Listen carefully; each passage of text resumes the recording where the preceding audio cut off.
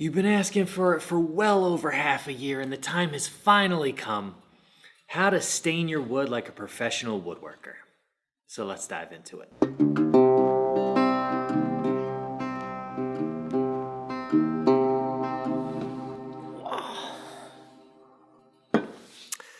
I am not a professional finisher, but I am a professional woodworker who finishes their own work. And so I have a decade to 12 years, somewhere in that range, of experience using and manipulating wood finishes to get a result that I want. Now that experience comes in my own studio practice where I'm making one-off pieces for clients, but it also comes from working in a myriad of cabinet shops where I'm observing and in conversation with professional finishers. I always talk about the value of community and being the stupidest person in the room. That's one of those situations where you ask questions to people who are more experienced than you are and are willing to give you feedback. And so 6 months ago or so, a little more than that, I made a video about 5 things that YouTubers do that woodworkers hate, and I stand by that video even though it upset a lot of people. Well, why you booing me? I'm right. But in that video, I made the claim that professional furniture makers do not use stain. And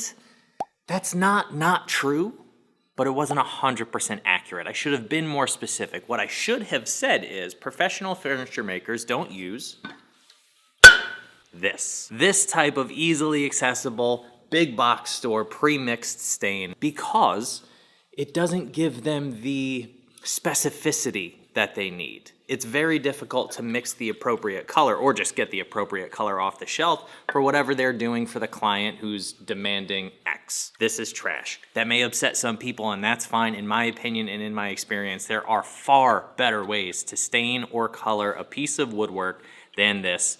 Let's get that at it. So if professionals aren't using pre-mixed stain from the big box stores, what the hell are they doing? That is an excellent question. I'm so glad you asked. What I have in front of me is a variety of finishes and colorants. And all professional finishers are doing are mixing and matching these components in various ways to get the effect. What I want to cover in this video are 3 different techniques for coloring and finishing your wood. Number 1, we got stain. This is the most traditional thing. It's just pigment in a medium sitting on top of the material. Number 2, we've got dyes, which are also very traditional in the last couple hundred years, and those actually get absorbed into the fibers. And then lastly, you have a toner, which is when you have colorant in the finish itself and build that up over subsequent layers. All 3 of those are techniques that I employ in different settings, and we're gonna talk about the how, the why, and the when. So let's dive in. Oh, coffee. So before we get into creating stains, dyes, and toners, the first thing you need to understand is solvents. Now, I'm gonna say right off the jump, I know nothing about chemistry. This is maybe my most ignorant subject. Take it or leave it. I don't have a PhD in biochemistry. So these particular things all mix well with some things and don't mix well with other things. For whatever reason, this stuff, called Mix-All, because it's supposed to mix with everything, doesn't really mix with mineral spirits. I don't know why. Oil-based things it doesn't tend to do well with. You can put it in there and kind of shake it up, but then you just get these little beads of pigment that are just floating in there, and it doesn't work super well. Trans tint, same kind of thing. It just doesn't really mix with mineral spirits. It is not made to mix with mineral spirits. In fairness, this is water-based or acetone. Like, you can use either one, and we will dive into when you would use either one of those as well. And this is just standard old India ink. So this is a water-based thing, meaning that water and mineral spirits or oil-based things don't mix. So none of these are going to mix well with mineral spirits or an oil-based finish. So this immediately presents an issue because 99% of the time I'm using an oil-based finish. If I'm doing something in an oil-based finish, which I usually am, what I've done in the past is I've mixed these colorants with acetone in a very, very small amount and then add that to my finish mixture. Now, when I say a very small amount, I mean the smallest amount I can get away with of the acetone, and then add that to a big old fat jar of my finish mixture. But that being said, once you know what you're dissolving, strike that. I didn't cover water. You can dissolve both of these and that in water as well. And if you're using a water-based finish, then life is super easy and simple. If you are using this type of finish, then all you have to do is put a couple of drops of this directly in your finish. It's gonna dissolve and you're gonna be A-okay. So that absolutely is an option. So the finish I'm using for the piece I'm currently working on is a wipe on poly. Now this is an oil-based finish, meaning that in order to tint it, I need to use an oil-based paint. These are hard to come by at the big box stores, but they're very easy to come by at art stores. And you can pick up tiny little tubes of, multiple colors, so you have an array to play with. But for right now, all I need is black, so I got this from the big orange box store. It's like a shake weight. We're going to put some in here and we're going to dissolve it with some of this. Depending on how opaque you want your finish to be, all you do is add more or less of the colorants. For this particular piece, this is the base of the current bookcase that I'm working on. I'm gonna paint it first, I'm gonna sand it smooth, and then I'm going to add this as a couple of final coats. So I'm just going to, I don't know, I'm not gonna measure because it's all about how it looks in the end. So I'm just gonna take a few scoops, popsicle scoops. Now this is a gel paint, so it's pretty thick. Frankly, I don't know how that affects the quality of the finish, the durability of the finish. I'm not worried about it because most oil paints are much thicker than this anyway. And those are the ones that I have used in the past. All right, so I've got some paint in that cup. That's all it is.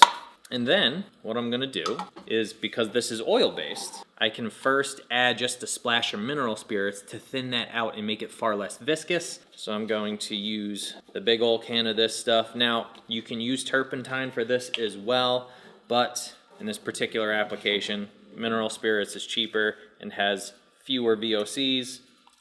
So I'm going to use this instead. All right, now, this just immediately turns into a much thinner soup, which is exactly what we want. It's very thin and it's very black. And now all I have to do is add my finish. Bada bing, bada boom. Give that a good stir. Now normally I would put this in a jar so I could shake it, but 6 in one, half dozen the other. If you don't have a jar, don't lose any sleep over it. And just like that, I have a black stain. That's all it is. And I can add more pigment to it to make it more opaque if I want. And I'm going to brush this on a sample of poplar. Now, poplar doesn't take stain very well. I know that. I'm not too worried about it. But I do just want to show you what it'll do. The piece that I'm going to do this over is poplar, but it's going to be painted first. So I'm just going to do that. And what you're doing is you're creating kind of like a black wash. Right? So I've got the protection of the oil, but I'm also creating this really dark color. You can see how much pigment is in there. And now poplar is not usually a piece of wood that you want to kind of show off the grain, as it were. Using a stain on poplar seems kind of silly, but if you're doing this on, say, a piece of oak, now here's a pre-finished colored sample of a piece of oak. So we'll use the back side of this just as an example. What you can do is you can color in the pores, and it creates an interesting effect that you might not get on some closed pore woods like poplar. You see how you're coloring in the pores in these circumstances, and it creates this kind of popping effect? That's really the whole point of stain right there, is to do exactly that. So that's an excellent start, and I could add browns to that. I could add more black to it. I could add some red to it if I wanted to warm it up. Like, there's a whole bunch of things that you can actually do to alter the color of that stain. Now, the difference between a stain and a dye is purely on the chemical level. As far as I understand it, a dye is just a different chemical. It dissolves permanently in the medium that it's existing in and then actually absorbs into the fibers of the wood, versus a stain, which is a pigment that sits on top. And that's an important thing to distinguish, because when you're using figured woods, when you use a dye, it can absorb into the end grain of the undulations. I know I'm getting very woodworker-ese right now, but it can do exactly that and make the grain pop all the more. And so I have an offcut from the project that I have been working on, and we're going to make a dye to make that grain pop a little bit. In order to do that, I'm gonna grab my Trans Tint Aniline dye, and I'm going to grab, let's do acetone. I am going to mix up a wee bit of acetone and dye in this here tray, just so you can see how much I'm putting in there. I'm gonna make this kind of oak-ish in color. So I've got some medium brown here, and I've got a little bit of red here, which I may or may not need. In a perfect world, I would kind of have a medium brown and a dark brown, or a light medium and dark brown, but hey, this ain't a perfect world, and this is what I got. I'm going to put a couple of drops in here. This trans tint is extremely potent, so you don't need much. I'm gonna mix this up, and that's, honestly, that's probably good. That looks not opaque, but it does look very, very dark. So you can see how brown that is. Now I'm gonna do half of this so that you can see the difference in color. You see how quick that acetone flashes off? It's already drying, which can make it difficult to apply an even coat of stain. Look at this, in real time, you're gonna see that thing flash off while I talk. So you can see just a couple of drops of trans tint in acetone versus no finish at all. That's already drying off, and then we're gonna throw a clear coat of finish over this so you can see the difference in what a dye does versus no dye at all and just a clear coat. We'll go back to the handy dandy fast drying polyurethane wipe on poly. Now, under normal circumstances, I would then give this a light sand, but we're just winging it right now. You see the difference in color already. I'm just gonna put some of this on this here rag. Nice, crisp, clean oak color. And then you dive into the finish side of things. And just like that, you already have kind of an aged oak look. And the clarity of grain on one side versus the other is identical.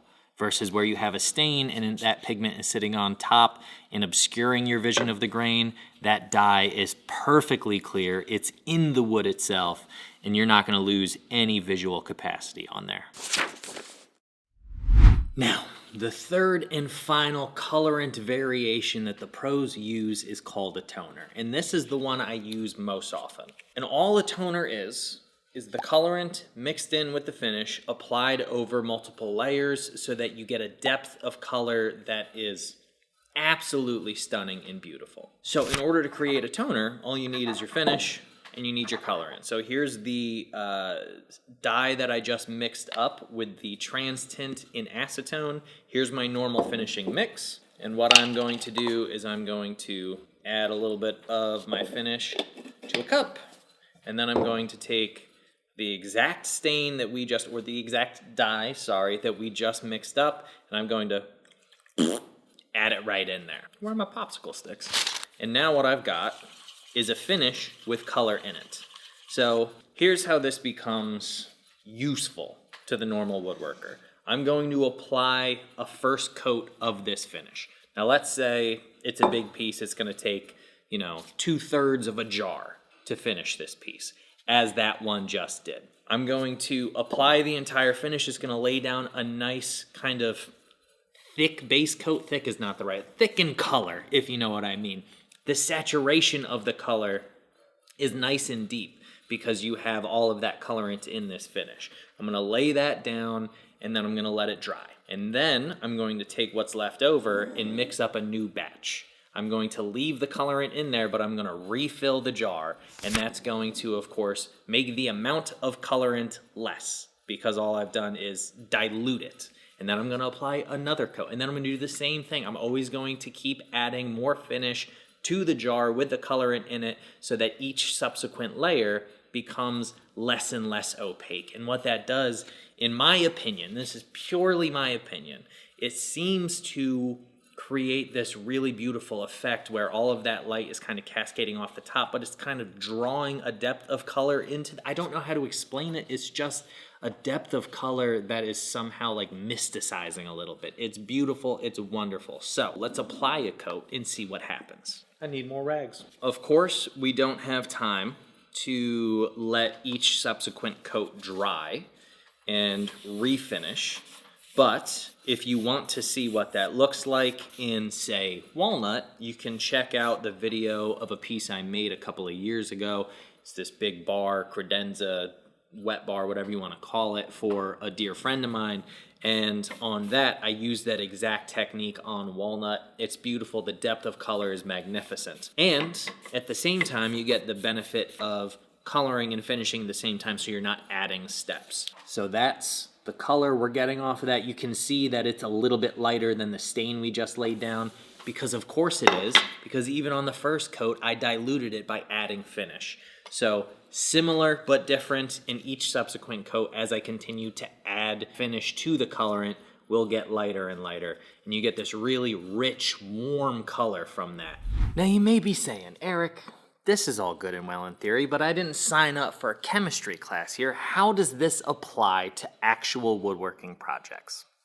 I'm so glad you asked. So, this is the piece that I am currently finishing. You can see it's already got a single coat on it. This is my normal finishing mix, no colorants whatsoever, just a clear coat. Super warm, super brown. Now, I've let this cure for about 3 days, 3.5 days, which now allows me to put a different type of finish over it because all of the oils have cured in this base coat. Now, I said I was gonna use a wipe-on poly, and you can see this is the piece that we just put that wipe-on poly toner on. You see how similar in color that is? It's almost no difference, which is exactly what I like to do when I'm using a colorant or a toner, is I try to match the color of the wood. And all I'm trying to do here is to prevent this wood from changing color dramatically over the coming decades. You can see, just for reference, that this is the piece we used the aniline dye on. You can see how different in color that is. And it's the same color, it's just diluted. So this is why you run experiments. This is why you tinker and play and see if that works. If that's the color you want, that's totally fine. Too dark for me, I don't like that. So we're just gonna add a toner to what we're already doing. So let's go ahead and do that.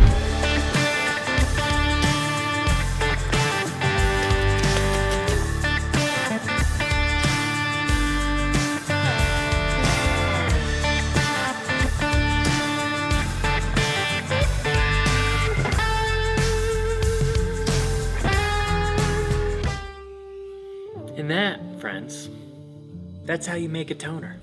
So there it is, friends.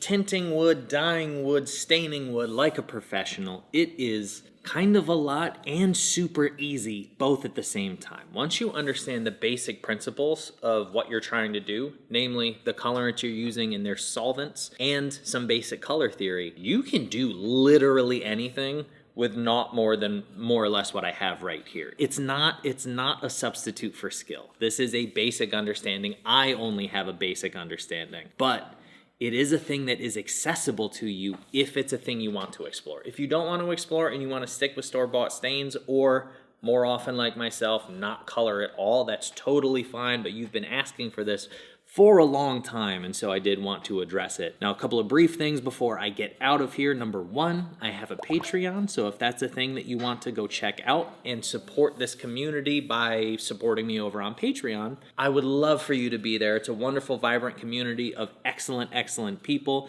You can watch these videos ad-free over there. And also, if you want to check out merch, t-shirts, etc., you can check out the links below for those as well. And that's about it. So, friends, get out of here. Stop watching a video. Go in your shop, go make a thing, and try to enjoy it if you can. And I will see y'all next week. Cheers.